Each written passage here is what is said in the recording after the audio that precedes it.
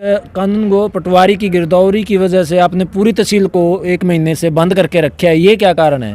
आप लगातार इस आंदोलन को लीड कर रहे हैं जैसे किसान आंदोलन चला उसके बाद काफ़ी नेता अपनी राजनीति चमकाते हुए नजर आए, कहीं आप ये तो नहीं भाई खेड़ी जालब के किसानों के आड़ में राजनीति चमका रहे हो? विधायक हैं यहाँ के राम कुमार गौतम जी, उन्होंने एक वीडियो वायरल हुई थी, किसानों को आरामखोर ऐसे शब्दों का इस्तेमाल किया था।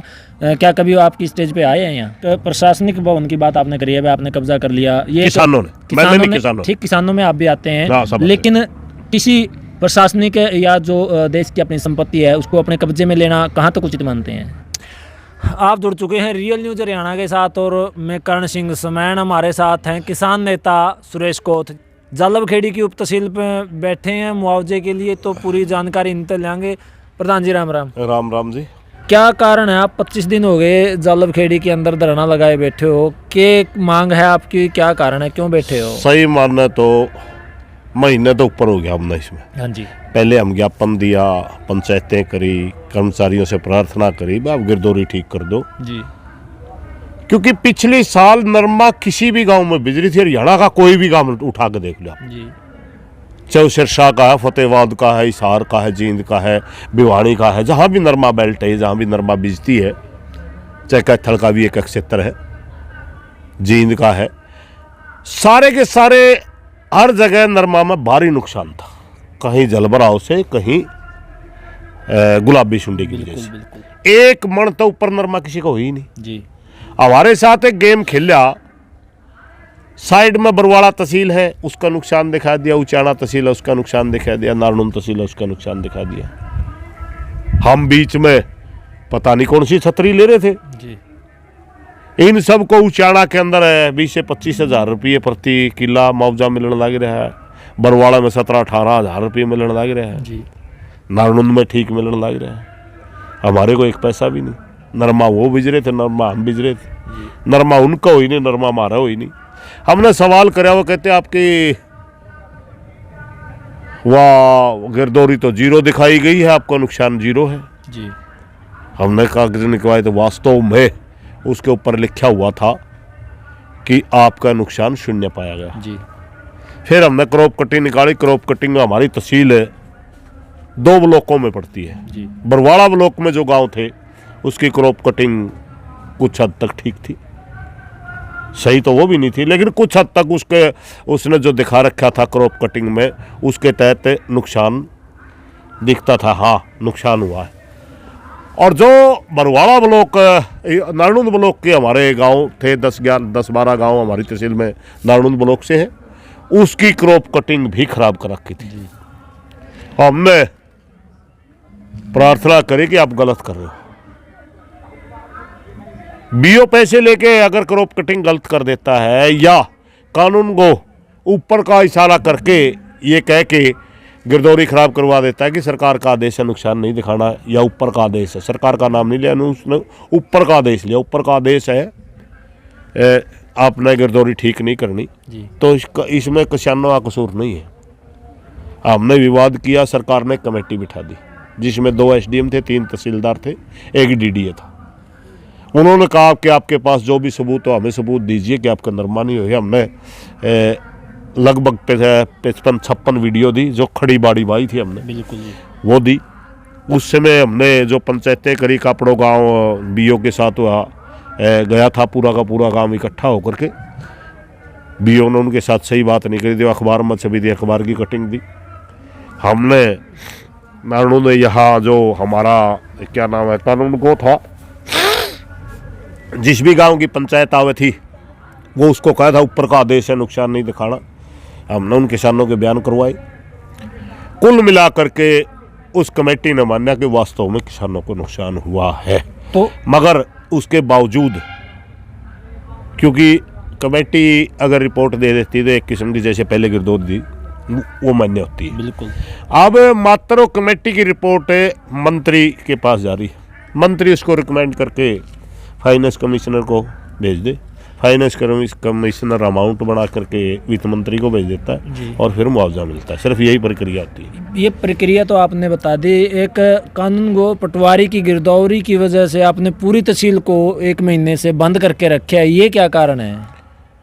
हमने आपको बताया नहीं कि हमने पहले ज्ञापन भी दिए, हम पंचायतें भी करी, हमारी कोई सुनवाई नहीं हुई कहीं पर भी। फिर ये आमजन को परेशान करना कहाँ तक उचित है? मैं सुनिए, एक मिनट बताता हूँ। आमजन, हम भी आमजन हैं जी।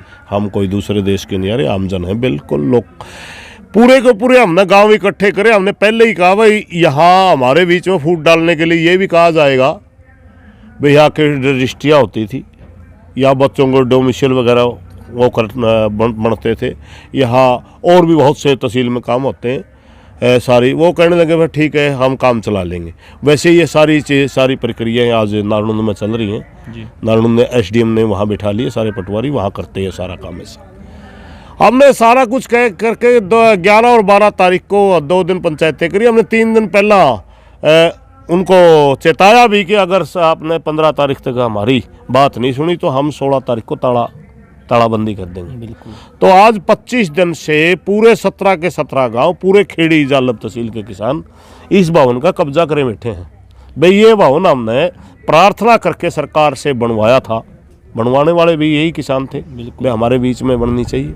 प्रार्थना करके इसलिए बनवाया था कि हमारे को सुविधा हो, इसलिए नहीं बनवाया था कि इस भवन में बैठ के आप हमारे गले काटोगे। तो उन्होंने सुनाई नहीं करी, किसानों ने इसके ऊपर तालाबंदी कर दी जी। अब जब तालाबंदी को इतने दिन हो गए, अब DC मैडम ने परसों मीटिंग के लिए बुलाए थे 6 तारीख कितनी तारीख की थी वो मंजीत, वो मीटिंग 7 तारीख को हम बुलाए थे।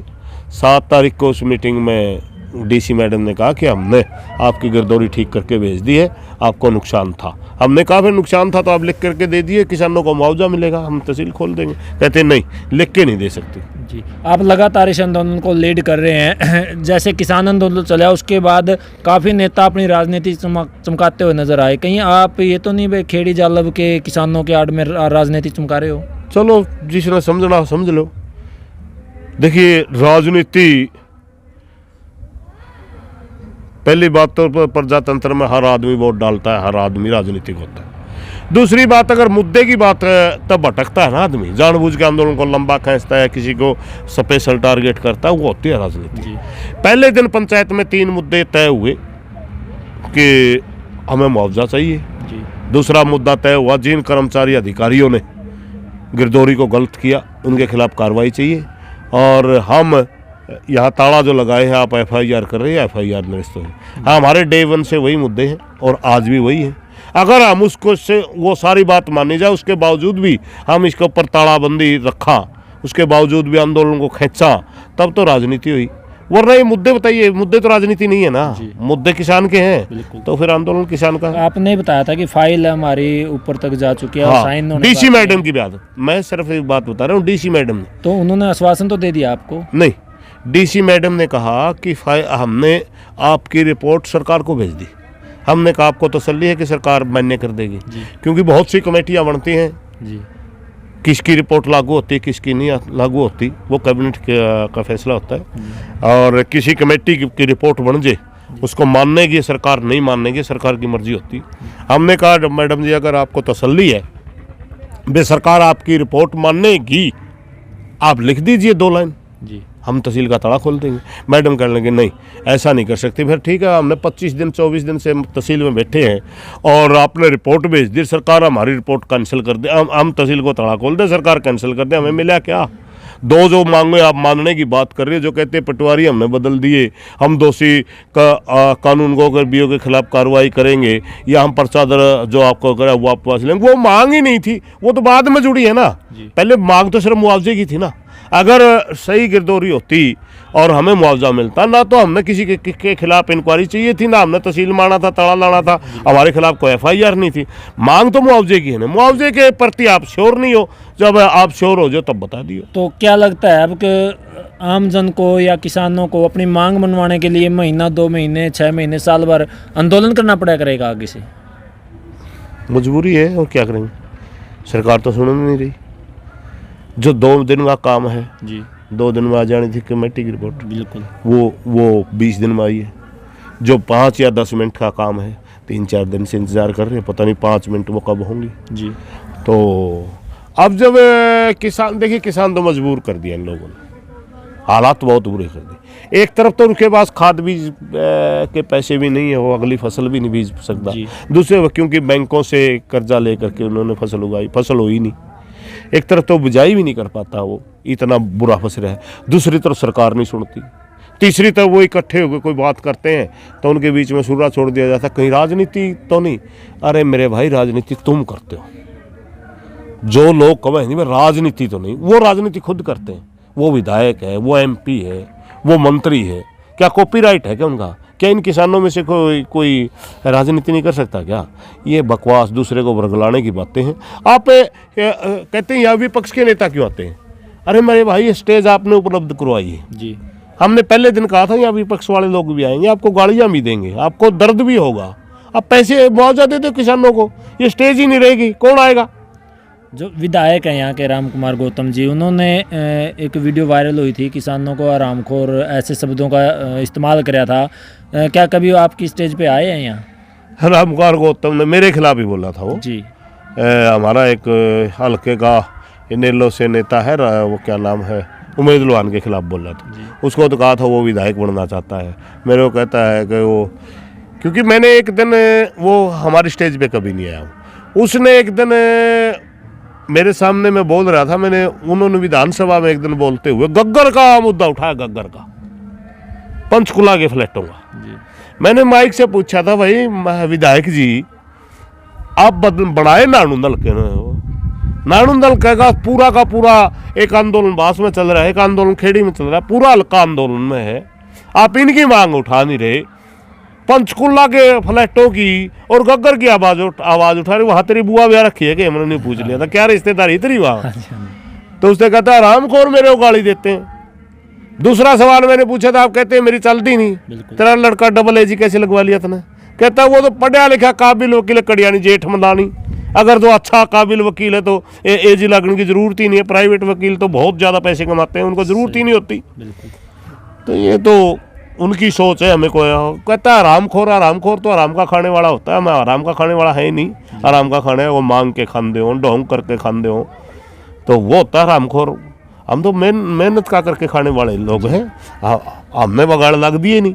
हमने कह दिया पंडित जी तेरा तो भाई तो उम्र बड़ी होगी, तेरी उम्र, हमारे एक कहावत है ना, उम्र हुई 60 अकल गई नाट। पंडित जी की अकल मैं थोड़ा सा सिठिया गया है, इसलिए इस किस्म के बयान दे कि मैंने बूढ़ा ब्राह्मण है, माफ़ कर दिया आपने, तो कि मैंने दिक्कत तुम्हारी स्टेज पे कदे नहीं आया। तो 25 दिन आपने धरना लगाए, तहसील में हो गया, अगर अब भी आपकी मांग नहीं मानी जाओगी तो अगला कदम आपका क्या होगा?